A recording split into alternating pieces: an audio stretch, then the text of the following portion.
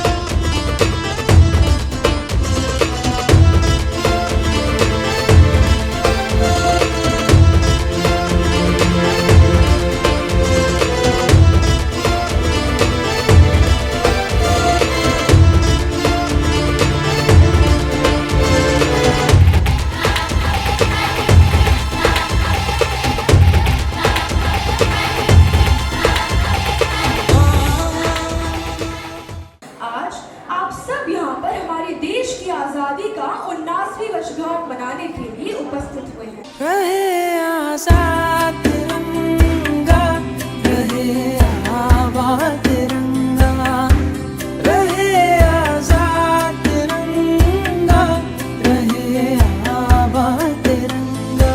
रंग जुदा, धर्म जुदा, पापा पापा मातारे। रंग जुदा, रंग जुदा, पापा पानी धापा। रंग जुदा, धर्म जुदा, रंग जुदा, रंग जुदा, मेरे सने।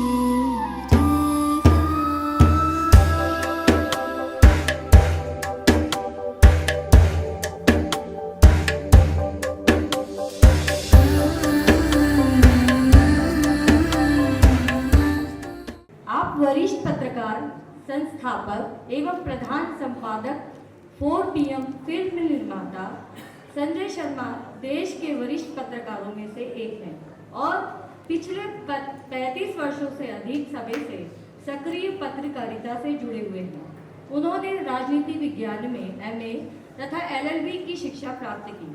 आपने लंबे पत्रकारिता जीवन में प्रिंट, टेलीविजन और डिजिटल मीडिया के विभिन्न दौर को बेहद करीब से देखा और उनमें सक्रिय भूमिका निभाई। उन्होंने सहारा, ETV और स्टार टीवी जैसे प्रतिष्ठित मीडिया संस्थानों के साथ काम किया। वर्ष 2005 में उन्होंने वीकेंड टाइम की शुरुआत की और वर्ष 2015 में लखनऊ से सांध्य दैनिक 4 PM की स्थापना की। वर्ष 2018 में उन्होंने 4 PM न्यूज़ नेटवर्क की शुरुआत की। आज 4 PM का डिजिटल नेटवर्क देश के कई राज्यों तक विस्तारित है। इसके डिजिटल प्लेटफॉर्म में 86 लाख से अधिक सब्सक्राइबर हैं और इसके कार्यक्रम दुनिया के 140 देशों में देखे जाते हैं।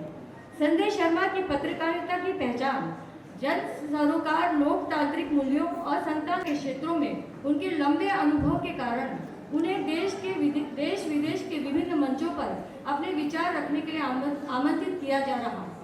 आपको यूनिवर्सिटी ऑफ मिशिगन USA में विशेष रूप से आमंत्रित किया जा चुका है। पत्रकारिता के साथ साथ संजय शर्मा ने सिनेमा और संगीत के क्षेत्रों में भी कदम रखा। वे 4 PM फिल्म्स और 4 PM म्यूजिक के माध्यम से रचनात्मक क्षेत्रों में सक्रिय हैं। 3 दशकों से अधिक उनकी यात्रा निर्भीक पत्रकारिता, अभिव्यक्ति की स्वतंत्रता, सामाजिक सरोकार और अपने विचारों पर दृढ़ रहने की यात्रा रही। उनका मानना है कि युवा पीढ़ी को सवाल पूछने और बड़े सपने देखने और असफलताओं से डरे बिना अपने लक्ष्य की ओर बढ़ने का साहस रखना चाहिए। शिक्षा के मंदिर में आपका हार्दिक स्वागत है। ज्ञान की इस धरा पर पधारने के लिए धन्यवाद है। आपकी उपस्थिति से बढ़ा आज का मान। आपका आना हमारे लिए सौभाग्य का प्रमाण है। आपका स्वागत है श्रीमान। प्यारे प्यारे इस देश के भविष्य, मेरे प्यारे बच्चों, मेरे बड़े भाई और एक क्रांतिकारी इंसान हाजी रईस भाई, जिनके एक सपने जैसी जगह पे मैं आज खड़ा हूँ। मेरा सौभाग्य है कि आज मैं अपने उस दौर को याद कर रहा हूँ जब 15 अगस्त पर हम आप लोगों की तरह इस तरह मार्च पास्ट किया करते थे, बैंड बजाया करते थे और क्या गौरव का दिन होता था वो। एक दिन पहले प्रैक्टिस होती थी, वो सुबह सुबह उठना, आप लोगों की तरह ऐसी बढ़िया बढ़िया सुंदर सुंदर ड्रेस पहनना, पूरी ज़िंदगी हाथ में लगती थी। और मुझे लगता है कि ये जो बचपन है, इससे कीमती चीज़ दुनिया में कुछ नहीं होती। पूरी दुनिया लगता है कि हमारे हाथ में है, हमारे कब्जे में है, हम जो चाहे वो कर सकते हैं। आपके कोर्स की किताबों में आज़ादी के बारे में, कि देश कैसे आज़ाद हुआ, इन सब के बारे में बहुत पढ़ाया गया होगा। मुझे यकीन है कि रईस भाई का स्कूल तो और इतनी बेहतरीन प्रिंसिपल के होते, टीचर्स के होते हुए, इस मुल्क की आज़ादी में किन किन लोगों ने अपने प्राण न्यौछावर कर दिए। सीने पे एक गोली लगती थी, दूसरा सीना आगे आ जाता था, अंग्रेज़ों की गोली कम पड़ती चली गई। इस मुल्क के लोगों के सीने कम नहीं पड़े। इस हिंदुस्तान की ये निशानी आज भी है। सदियों रहा है दुश्मन हमारा जमाना, लेकिन कुछ तो बात है इस हिंदुस्तान की खूबसूरत मिट्टी में कि यहाँ की गंगा यमुना सभ्यता संस्कृति आज पूरे दुनिया में अपना प्यार का परचम लहरा रही है। तो बच्चों, आज जो है मुझे आपको देख के कुछ बचपन की चीज़ें याद आ रही हैं, तो मेरा मन कर रहा है वो सब बातें आपसे करूं। ज़िंदगी को मैंने बहुत नज़दीक से बड़ी मुश्किल के क्षणों में देखा है, बहुत संघर्ष किया है। तो अब मैं शिक्षा के क्षेत्र में कुछ विश्वविद्यालयों में गया हूँ बोलने के लिए, तो मैंने कुछ चीज़ें सीखी हैं। इतने बेहतरीन स्कूल का प्रवेश, इतनी बेहतरीन पढ़ाई, इतने होनहार बच्चे, एक बच्चे ने तो अभी रईस भाई ने सम्मानित किया, उसको इतना बड़ा अवार्ड जीता है। तो निश्चित रूप से आपके माता पिता, आपके शिक्षक चाहते होंगे, और मेरे ख्याल से अब तो ये हिंदुस्तान के सभी माता पिता शिक्षक चाहते हैं कि आप पढ़ लिख के बड़े होकर IAS बने, IPS बने, डॉक्टर बने, इंजीनियर बने। लेकिन मुझे लगता है कि इस विद्यालय में जितना मैंने महसूस किया, जितना मैंने सोचा, शायद यहाँ ये शिक्षा ज़्यादा दी जाती होगी कि IAS, IPS, डॉक्टर, इंजीनियर, इससे बेहतर पहले आप एक अच्छे इंसान बने। दुनिया की सबसे बड़ी पूंजी, सबसे बढ़िया एजुकेशन वो है जहाँ विद्यालय के बच्चे, उसके टीचर उसको एक अच्छा इंसान बनाना सिखाएं। हमारे अंदर इस बहुत तेज़ी से हम लोग दौड़ रहे हैं, कंपटीशन बहुत हो गया है। हर समय प्रेशर होता है कि तुम पढ़ कम रहे हो, तुम्हारे नंबर कम आ रहे हैं, तुम्हें कंपटीशन करना है। और दुर्भाग्य कि इस देश में ये दौड़ बहुत सारे बच्चों से उनकी मासूमियत, उनका बचपन, उनकी नौजवानी छीन रही है। देश में एक बहुत ख़राब वातावरण बना नौजवानों के लिए कि जब लगातार पेपर लीक होने लगे, नौकरियां कम हो गई, तो देश की कमान किसी नेता ने नहीं संभाली। लोगों का राजनीति से भरोसा उठने लगा, ये लगा कि सब एक जैसे होते हैं। किसी भी पढ़े लिखे परिवार से पूछो नेता, तो निकल सब एक जैसे होते हैं। ये धारणा देश में बनने लगी। पेपर लीक हो रहे हैं, नौकरी नहीं मिल रही है, क्या करें। लेकिन आज़ादी के बाद इस देश की कमान, इस देश को बदलने का जो बीड़ा उठाया, वो आप सब जान गए, वो जैन जी और आप जैसे जैन अल्फा लोगों ने उठाया। छोटे छोटे बच्चे, और ये क्रांति थी। ये आज़ादी के बाद ये मुल्क अब दूसरी क्रांति देख रहा है, जहां परिवर्तन की कमान अब बच्चे संभाल रहे हैं, नौजवान बच्चे संभाल रहे हैं। मैं तो हैरान हूँ, मैं पत्रकार हूँ, देश के कोने कोने से खबरें आ रही हैं कि टीचर्स नहीं आ रहे हैं, गांव के स्कूल्स हैं, सरकारी स्कूलों की दुर्दशा है पूरे देश में। फीस ले लेते हैं लेकिन पंखे नहीं है, टूटी जगह, तो बच्चे सड़क पे आ गए कि पहले ठीक करिए। मैंने कई वीडियो देखे कि कलेक्टर साहब आ गए, पुलिस वाले आ गए, बच्चों को धमकाया, बच्चे अड़ गए, बोले छोड़िए, पहले ठीक करिए। और पूरी हुकूमत बच्चों के आगे झुकी, व्यवस्था ठीक हुई। और यही हिंदुस्तान की खूबसूरती है कि कमान बच्चों ने, नौजवानों ने संभाली।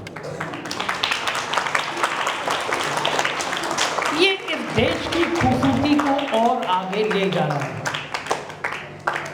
समाज में मैं मीडिया से आता हूँ। बहुत छोटे से मैंने नौकरी शुरू करी, फिर धीरे धीरे मैं बड़े बड़े इलेक्ट्रॉनिक चैनल्स में रहा, और देश के सबसे बड़े इलेक्ट्रॉनिक चैनल में जब मैं था तो मुझ पर एक दिन फ़ोन आया मेरे सीईओ का कि इस नेता के पक्ष में ही खबर दिखानी है, इसके खिलाफ खबर दिखानी नहीं। तब मैं समझ में आ गया कि मीडिया का हाल कुछ सालों बाद देश में होने वाला क्या है। और मैंने उसी दिन, बहुत बड़ी नौकरी थी वो, उसको छोड़ी और मैंने कहा मैं हिंदुस्तान में अपना मीडिया खड़ा करूँगा जिसमें अपने मन की बात होगी, लोगों के मन की बात। जब मैंने अपना अखबार शुरू किया तो लोग मेरी मजाक उड़ाते थे। एक आईएएस मेरे मित्र थे, बहुत अच्छे भाई जैसे थे, वो मुझे 10 दिन बोले नहीं, इतनी बढ़िया नौकरी छोड़ के तुम अपना अखबार शुरू करा रहे हो, वीकली अखबार चलेगा नहीं। एक चीज़ बच्चों जो मैंने सीखी है, चूँकि जीवन है मेरा, मैं बता सकता हूँ, कह सकता हूँ, जिंदगी की सबसे बड़ी पूंजी आत्मविश्वास है। अमेरिका के राष्ट्रपति अब्राहम लिंकन की कहानी पढ़ना, जिंदगी भर असफल होते रहे लेकिन कॉन्फिडेंस था कि मैं जीतूंगा, मैं कामयाब होऊंगा, और उस आत्मविश्वास ने उनको एक दिन अमेरिका का राष्ट्रपति बना दिया। अंदर अंदर ये विश्वास हमेशा बना। आप सब बच्चे देश के भविष्य हो। एक चीज ठान लेना कि मुझे जिंदगी में ये हासिल करना है। सपने वो होते हैं जो आपको सोने ना दें। मंजिल उनको मिलती है जिनके खून में दीवानगी दौड़ती है। और मुझे यकीन है आप सबके मन में एक सपना होगा, उस सपने को पूरा करने के लिए जज्बा होगा। इतना बढ़िया संस्थान आपको उस सपने को पूरा करने में आगे बढ़ाएगा। जब मैंने अखबार खोला, अपना अखबार खोला, सब हंस रहे थे, फिर डेली अखबार खोला, और फिर एक दिन ऐसा आया कि हुकूमत ने मुझे बुलाया, उत्तर प्रदेश के मुख्यमंत्री के करीबी अफसर ने मुझे बुलाया। जैसा आप लोग पिक्चरों में देखते हैं वैसा मेरे साथ हुआ। मुझसे कहा गया कि हर महीने 1 करोड़ 2 करोड़ रुपये देंगे। 2018 की बात है। तुम पहला पेज सरकार के खिलाफ मत छापो। ये बातें मैं इसलिए कह रहा हूँ कि बच्चों के पेरेंट्स भी हैं, आप पिक्चरों में देखते होंगे, लेकिन इस मुल्क की मीडिया की तस्वीर क्या है वो मैं आपको दिखाना चाहता हूँ। उससे कहा गया कि जो पहला पेज है आपका, आप बहुत तीखा तीखा छाप रहे हो, ये वायरल हो रहा है और सरकार को परेशानी हो रही है। मुझे नाम लेके कहा गया कि बड़े बड़े अखबार देख लीजिए, ये सरकार के खिलाफ कुछ नहीं छापते, हम आपको 1 करोड़ 2 करोड़ रुपये महीना देंगे, सरकार के खिलाफ मत छापे। मैंने कहा ये कैसे संभव है? मैं तो छोड़ के इसीलिए आया हूँ कि सच दिखाना है मुझे। आपको जान के और ख़ास तौर से पेरेंट्स को जान के, अभी बच्चे छोटे हैं, अगले दिन मेरे खिलाफ एक गुमनाम नाम और आधार पर मेरे खिलाफ एक आर्थिक अपराध अनुसंधान, जिसको इंग्लिश में EOW बोलते हैं, पुलिस की जांच सेटअप कर दी गई। 6 इंस्पेक्टरों की टीम बनाई गई और मेरे सब रिश्तेदारों के घर पुलिस जाती थी कि अपना इनकम टैक्स दिखाइए, अपने पेपर दिखाइए। सिर्फ साइकोलॉजिकल मुझे दबाने की कोशिश थी, मुझे परेशान करने की कोशिश थी। विकल्प बहुत सामने सरकार ने दे रखा था, हर महीने 1 करोड़ 2 करोड़ रुपए नीचे सरकार की तारीफें छापी है। मैंने कहा कि अगर यही सब करना होता तो नौकरी क्या बुरी थी। वो जांच चलती रही। उसके 1 महीने बाद 2 गाड़ी में भर के लोग आए, मेरे ऑफिस में हमला हो गया, पूरा ऑफिस तोड़ दिया गया। मैं था नहीं उस दिन। देखिए, कोई बड़ी तस्वीर जब बन रही होती है तो ऊपर वाला ईश्वर, भगवान, खुदा आपकी परीक्षा ले रहा होता है कि आप इस लायक हो भी या नहीं। हमेशा याद रखना, जब भी जीवन में कोई बड़ी परेशानी आएगी, जब आपको लगेगा कि यह तो मैं हार गया, तो याद रखना एक नया दरवाज़ा, नया रास्ता आपका इंतज़ार कर रहा होता है। बस आपके हौसले की ज़रूरत होती है। एक छोटा सा किस्सा बताता हूँ। एक आदमी था, ऊपर ईश्वर उसके साथ रहता था। एक काल्पनिक कहानी है। और जब वो रेत पे चलता था तो 2 पैर बनते थे, 2 उसके 2 ईश्वर के। एक दिन वो जीवन की सबसे बड़ी परेशानी में था तो रेत पे 2 पैर बने हुए। तो उसने कहा कि ईश्वर, आज आप मेरा साथ छोड़ गए, मैं सबसे बड़ी परेशानी में हूँ, आज सिर्फ 2 पैर बने हुए मेरे। बोले, बेटा तू इतनी परेशानी में तो चल भी नहीं सकता, मैंने तुझे गोदी में उठा रखा, ये पैर मेरे बने हुए। आप ईमानदारी से काम करो, ईश्वर आपके साथ खड़ा है। जब हमला हुआ तब मैंने एक YouTube चैनल की शुरुआत करी 4 PM न्यूज़ नेटवर्क। मुझे पता नहीं था कि ये हमला, ये परेशानी मेरे लिए पूरी दुनिया के रास्ते खोल रही है। तब मैं परेशान हुआ, मैंने YouTube बना दिया। उसके कुछ दिन बाद वहाँ सरकारी मकान मिलते हैं, मैंने एक MP का इंटरव्यू किया, उन्होंने कुछ सरकार के खिलाफ बोला, मेरा मकान पे 100 पुलिस वाला करके खाली कर दिया गया। फिर मेरे को इनकम टैक्स की रेड हुई, फिर मेरे खिलाफ ED को लिखा गया, फिर तरह तरह की कार्रवाई होती रही। एक बार मेरा चैनल पहलगांव हमले पे मैंने सवाल पूछे, चैनल बंद कर दिया गया। सुप्रीम कोर्ट ने मेरे चैनल को खोला। फिर ईरान हमले पे फिर चैनल बंद कर दिया गया, फिर हाई कोर्ट ने खोला। लेकिन इतना परीक्षा लेने के बाद जो तस्वीर ऊपर वाले ने दी मुझे, वो ये थी कि 4 सालों से इस हिंदुस्तान में 4 PM पॉलिटिकल कमेंटेटर में लगातार नंबर 1 पर है। मैंने कभी कल्पना नहीं करी। क्या सोचो, ये जैन जी हैं, जैन अल्फा बच्चे हैं, ये सब जानते हैं अब तो डिजिटल मीडिया की ताकत। 87 लाख सब्सक्राइबर हैं मेरे, 33 करोड़ व्यू पिछले 28 दिनों में, यानी 1 करोड़ से ज़्यादा व्यू रोज़ मेरे चैनल पे आते हैं। इन्होंने मेरा नेशनल चैनल बंद किया, मैंने 4 PM UP के नाम से बना लिया, उसके भी 20 लाख सब्सक्राइबर हो गए। गुजरात के चुनाव आए, इन्होंने परेशान किया, मैंने 4 PM गुजरात बना दिया, उसके भी 5 लाख सब्सक्राइबर हो गए। 18 चैनल मैंने देश में खड़े कर दिए। हर बार सरकार जब मुझ पर हमला करती थी तब ऊपर वाला मेरा वो और बढ़ाता था। ये बातें मैं आपको इसलिए सुना रहा हूँ कि किसी भी परीक्षा में, जीवन के किसी भी संघर्ष में ये मान के चलना बच्चों कि जीवन का एक अलग द्वार आपका इंतजार कर रहा है। और वो द्वार तब खुलेगा जब आप ईमानदार होगे, अपने काम के प्रति जज्बा रखोगे, हिम्मत रखोगे और ये मान के चलोगे कि मेरा जो काम है ये दुनिया की भलाई के लिए। मीना कुमारी, कमाल अमरोही, बड़े नाम रहे हैं, आप सब मुझे पेरेंट्स जानते होंगे। कमाल अमरोही की शादी हुई मीना कुमारी जी से, अमरोहा में गई वो, छोटा सा जिला था अमरोहा। उनको एक सौतेला बेटा था, उसको कुरान पढ़वानी थी। कुरान पढ़वाने वाला अमरोहा में कोई सिखाने वाला आदमी नहीं। फिर एक जने बताया कि वो शास्त्री जी हैं, वो कुरान सिखाते हैं। आप सोचिए मुल्क कितना सुंदर रहा है कि अमरोहा में कुरान सिखाने वाला व्यक्ति पंडित है। मीना कुमारी ने उसको बुलाया कि हमारे बेटे को कुरान सिखानी है, पढ़ानी है। बोले बहू कल से शुरू कर दूंगा। मीना कुमारी ने पूछा फीस कितनी होगी। तो मैं इस किस्से को इसलिए बता रहा हूँ, आप समझ सके कि हिंदुस्तान कितना खूबसूरत रहा है। शास्त्री जी ने कहा कि बहू कुरान पढ़ाने की फीस कैसी है, जब उर्दू पढ़ाएंगे तो सीख ले। ये मुल्क था हमारा। इस मुल्क को फिर बनाए रखने की जिम्मेदारी आप लोगों की, आपकी है। इस गंगा जमनी तहजीब को बनाने की जिम्मेदारी आपकी। और यकीन मानिए ये बच्चे ये ही इस मुल्क को बनाएंगे। ये जैन जी, ये बच्चे, ये नौजवान जैन अल्फा, ये समझ गए हैं कि असली चीज़ प्यार मोहब्बत की है। मुझको यकीन है ये स्कूल, ये शानदार स्कूल, ये प्यारे प्यारे बच्चे, आप सुंदर से टीचर्स, अच्छे अभिभावक इस स्कूल के माध्यम से जो संदेश देंगे।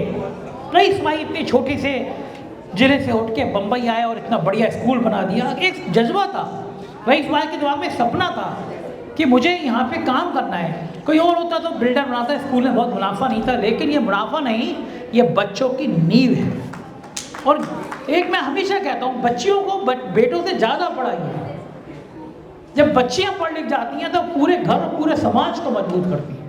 बिल्कुल इस चिंता में मत रहिए बच्चों, किसका नंबर ज़्यादा है, किसका नंबर कम है। कम नंबर वाले भी उतने अच्छे हैं, ज़्यादा नंबर वाले भी उतने अच्छे हैं। ज़िंदगी में अच्छा इंसान सबसे बड़ा नंबर लाता है। मुझको यकीन है मैं जब आऊँगा कुछ सालों बाद तो आप में से कुछ बच्चे ज़रूर देश और दुनिया में एक अच्छे इंसान के रूप में अपना नाम कर रहे होंगे। और मुझे बड़ा अच्छा लगेगा कि मैं स्कूल में आया, राजस्थान स्कूल में आया, जहाँ के बच्चे चमकते हुए सितारे की तरह। बहुत बहुत शुक्रिया, थैंक यू। रहे आजाद तिरंगा, रहे आबाद तिरंगा, रहे आजाद तिरंगा, रहे आबाद तिरंगा।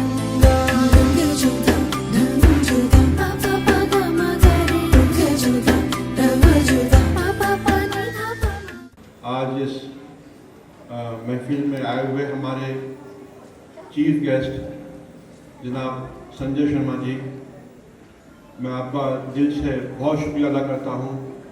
आपने इतने मसरूफ़ टाइम में, मुझे पता है कल रात को ही ऑस्ट्रेलिया से आए थे वो, और उनकी तबीयत भी थोड़ा ठीक नहीं है। मेरे एक रिक्वेस्ट पे वो यहाँ पर हाजिर हो गए। मैं आप सबकी तरफ से, अपनी तरफ से उनका दिल से शुक्रिया अदा करता हूँ।